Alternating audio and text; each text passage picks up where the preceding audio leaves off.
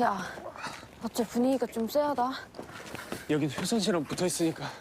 Oke, halo semuanya. Apa kabar teman-teman semua? Semoga selalu dalam keadaan sehat dan dimudahkan segala urusannya ya teman-teman. Di video ini Mimin akan meneruskan sebuah alur cerita film yang berjudul L of Use Our Bread episode 12.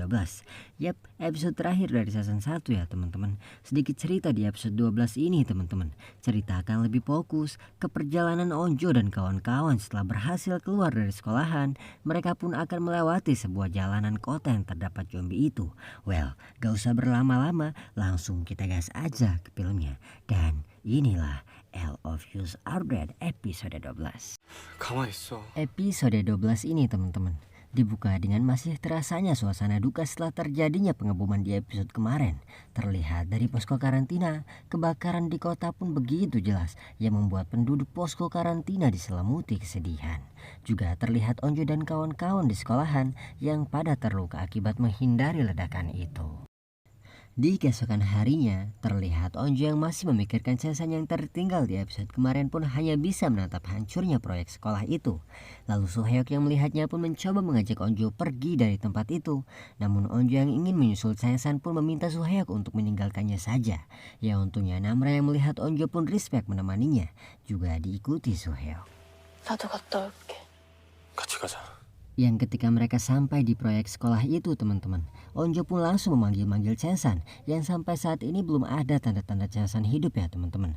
Terlihat Namra yang mencoba membantu dengan penciumannya pun mengajak Onjo pergi dari tempat itu dan meyakinkan Onjo bahwa Namra tidak mencium kehidupan di tempat itu.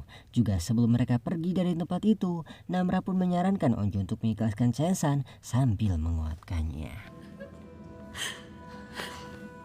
Sekilas scene pun memperlihatkan para tentara yang menyusuri kota untuk menetralkan keadaan kota teman-teman. Dengan menandai striker untuk daerah yang sudah mereka lalui. Bertepatan dengan Onjo dan Namra yang sedang membicarakan para tentara yang begitu saja meninggalkan mereka di episode 10 ya teman-teman.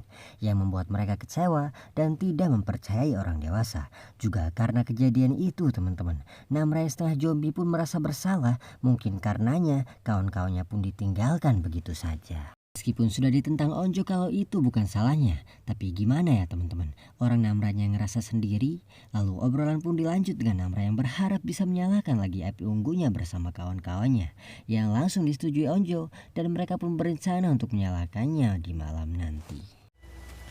오늘 밤에 하자. Beberapa saat Mijin pun menyadari kalau mereka hanya berputar-putar di tempat itu, yang membuat kawan-kawannya ripuh. Ya untungnya Wujin pun melihat tanda yang ditandai palsu di akhir episode 10 kemarin, dan mereka pun mulai mengikuti tanda itu teman-teman. Gak berselang lama Onjo pun melihat sentera ayahnya teman-teman, yang membuat Onjo teringat ayahnya dan membuatnya bersedih.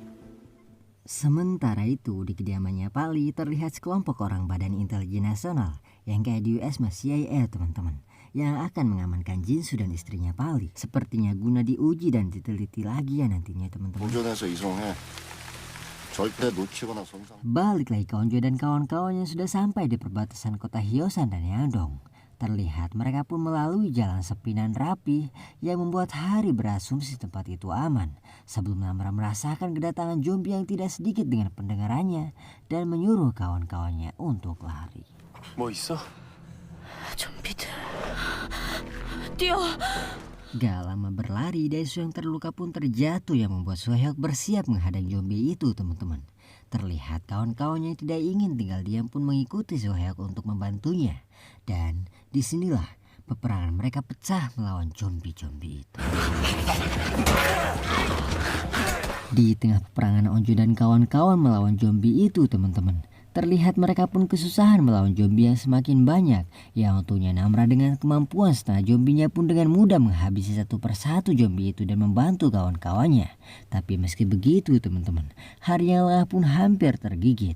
Yang untungnya Ujin adiknya pun berhasil menyelamatkan Hari meski harus mengorbankan nyawanya juga. Di detik-detik terakhirnya Wujin pun mengetahui Hari yang berbohong soal kejuaraan nasional. Juga Wujin pun berpesan pada Hari untuk terus melanjutkan karir pemanahnya. Sebelum virus itu beraksi ke tubuh Wujin teman-teman, terlihat Hari yang tidak rela adiknya dibunuh begitu saja.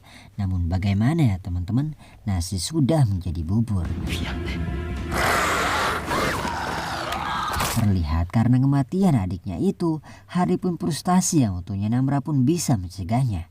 Dan Namra pun menyarankan kawan-kawannya untuk pergi dari tempat itu sebelum para zombie terus berdatangan. 또 오려고 있어.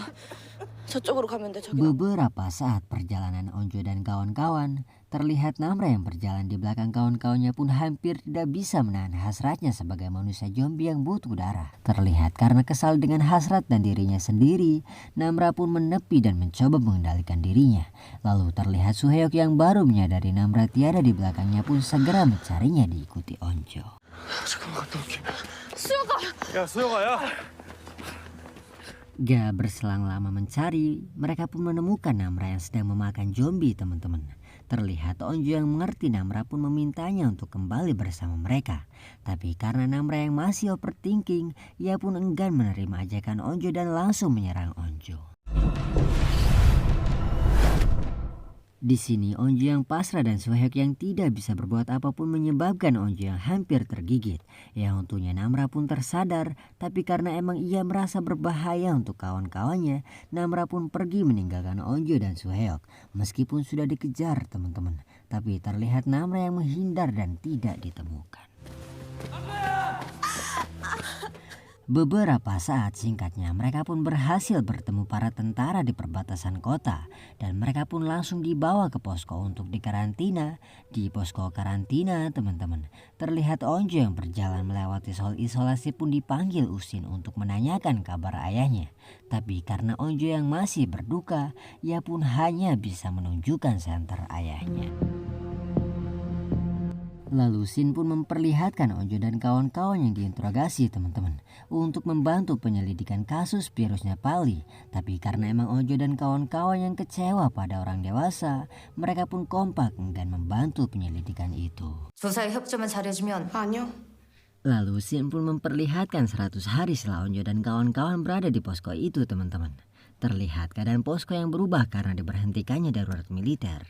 Juga karena Badan Pusat Pengendalian Virus yang tidak berhasil mengenali virus Jonas pun menyebabkan masyarakat Hyosan yang harus tetap diisolasi. 질병관리청은 정확한 바이러스 실체를 밝혀내지 못하고 있는데 하지만 추가 감염 우려로 효산 시민에 대한 격리는 Di malam harinya terlihat Onjo yang keluar dari posko itu melalui tembok pembatas secara diam-diam.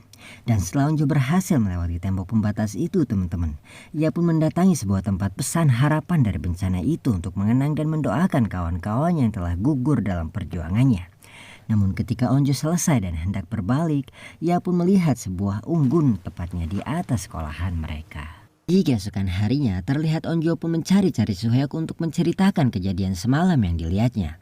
Dan setelah Onjo bertemu dan menceritakan kejadian semalam pada Suhyok, ia pun mengajak Suhyok untuk pergi langsung melihat ke atap sekolah itu. Dan berpesan pada Suhyok untuk tidak mengajak siapapun. Karena emang nih teman-teman, kalau mereka itu ketahuan keluar dari posko itu secara diam-diam, polisi akan menganggap itu sebagai pelanggaran. Yap, sebuah penjara nantinya. Pada malam harinya ketika rencana Onjo akan dilaksanakan, terlihat Onjo yang kaget kok kawan-kawannya pada ikut semua. Terlihat ia pun langsung menanyakan hal itu pada Suhyok, yang ketika mereka saling menyalahkan satu sama lain teman-teman. Hari pun berargumen yang membuat rencana Onjo tetap dilaksanakan. Terlihat kawan-kawan pun berhasil melewati tembok itu dengan selamat, yang ketika mereka sampai di tempat itu dan melihat unggun tepat berada di atap sekolah mereka, mereka pun gercep menuju sekolah itu. 저기 진짜 학교 같은데? Dan setelah Onjo dan kawan-kawan sampai di atap sekolah mereka pun menemukan unggun itu teman-teman. Tapi di sini kawan-kawan pun pada heran siapa ya yang ngebuat unggun itu. Dan setelah saling menduga-duga, Onjo pun menyangkal semua tuduhan kawan-kawannya dan yakin jika yang membuat unggun itu ialah Namra yang sedang merindukan mereka. 몰라, 근데 Dan benar aja teman-teman, gak lama Namra pun datang membenarkan ucapan Onjo bahwa ia begitu merindukan kawan-kawannya. Dan setelah tanya saling temu kangen, Onjo pun mengajak Namra untuk kembali bersama mereka. Tapi terlihat Namra yang menolak ajakan itu. Juga Namra pun bercerita bahwa ada orang-orang yang sama memiliki kelebihan sepertinya di tempat ini. Siapa ya teman-teman? Coba tebak di kolom komentar. Dan sebelum Namra berkumpul dengan kawan-kawan misteriusnya, ia pun menjelaskan kenapa ia tidak bisa bersama Onjo dan kawan-kawan. Karena Namra yang memiliki naluri zombie dan hal itu membahayakan kawan-kawannya. Dan Namra pun pergi untuk menemui kawan-kawan misteriusnya itu. 나 다시 올게. Juga episode 12 pun ditutup dengan ekspresi Onjo dan kawan-kawan yang terkaget melongo tak menyangka entah apa yang dilihatnya teman-teman. Akhir film yang begitu membagongkan. Well, gimana menurut teman-teman semua tentang akhir episode season 1 ini? 3 kata buat Mimin sih. Bikin penasaran kelanjutannya. By the way, untuk season 2-nya belum diketahui kapan rilisnya ya teman-teman. So, seperti apakah kelanjutan filmnya?